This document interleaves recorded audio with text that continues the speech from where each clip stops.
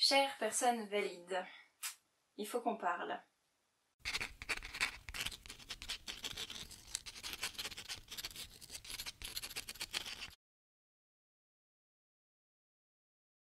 Alors oui, déjà, je t'appelle valide. Ça veut dire que tu peux voir des choses, ça veut dire que tu peux entendre, ça veut dire que tu peux rester debout dans les transports en commun, ça veut dire que tu peux marcher, ça veut dire que tu es à pied, que tu es pas à roulette par exemple. Donc, tu es valide. Dans les transports en commun, il y a plein de gens. Tout le monde est debout, il y a très peu de places assises et c'est pénible, tout le monde est fatigué, il fait chaud. C'est pas cool. Même pour toi, c'est pas cool. Alors imagine, prendre les transports en commun quand tu peux pas rester debout plus de 5 minutes.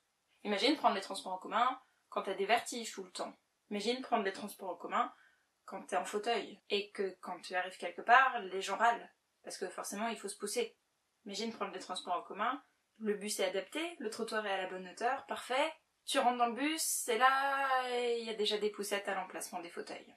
Imagine prendre les transports en commun, tu peux pas rester debout trop longtemps, tu t'assois, et là, tout le bus te regarde de façon assassine parce qu'il y a une personne âgée à côté de toi qui est debout. Et tu ne te lèves pas pour la laisser s'asseoir. Il y a plein de situations comme ça où prendre les transports en commun, déjà que c'est pas une super expérience souvent, c'est pas quelque chose qu'on ferait juste pour le plaisir. Quand on n'est pas valide, c'est encore plus compliqué. Et c'est encore plus compliqué très souvent parce que les personnes valides savent pas comment se comporter. Si t'es une personne valide, tu peux faire 2-3 trucs pour nous faciliter un peu la vie. Déjà, les emplacements pour les fauteuils dans les bus, quand il y a une poussette, qu'il y a un fauteuil en face, c'est le fauteuil qui est prioritaire. Parce que la poussette, tu peux la plier, tu peux prendre l'enfant qui est dans la poussette et le mettre dans tes bras. Une personne en fauteuil, elle va pas plier son fauteuil et se mettre dans les bras de quelqu'un.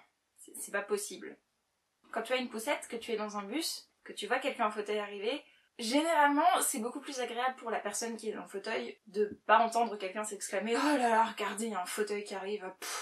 de pas soupirer. Ça nous fait nous sentir très accueillis. Après, il y a les places réservées. Les places réservées, c'est pour les femmes enceintes, pour les personnes handicapées et pour les personnes âgées.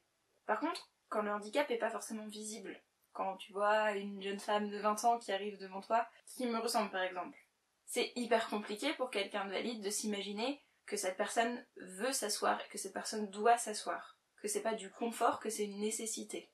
Alors, et surtout quand tu es sur les places réservées, d'ailleurs si tu pouvais les utiliser qu'en cas d'extrême urgence, vraiment il n'y a plus aucune place et il n'y a personne qui en a besoin, ce serait bien. Sinon il y a des places au fond du bus, ou alors à l'étage dans le RER. Quand tu es sur une place assise, essaye de rester vigilant à ce qui se passe autour de toi. Si tu vois que quelqu'un regarde ta place avec insistance, n'a pas l'air bien du tout, vacille, se tient à des attelles, à une béquille, mais là ça me paraît évident, demande-lui. Demande à cette personne si elle veut s'asseoir. J'ai jamais utilisé ma carte de priorité dans le bus, parce que dans le métro, j'ai déjà vécu une situation où une personne avec des problèmes de cheville et une carte de priorité a demandé à s'asseoir, et elle s'est faite rembarrer plutôt violemment.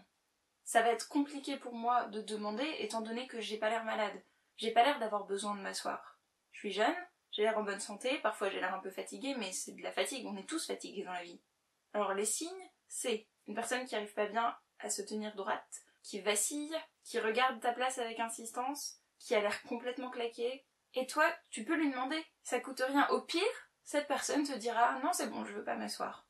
Et puis tu pourras retourner à ce que tu étais en train de faire, elle pourra retourner à ce qu'elle était en train de faire, mais demande, c'est tellement important. Il y a ce qu'on appelle des handicaps invisibles, c'est-à-dire qu'on ne voit pas le handicap au premier abord. Bien sûr, ce handicap va avoir des répercussions, ça peut être de la fatigue, ça peut être des vertiges, ça peut être des problèmes de digestion très forts, la maladie de Crohn par exemple, ça peut être des douleurs, mais c'est pas écrit sur le visage de la personne. Il n'y a pas un marqué handicapé ici.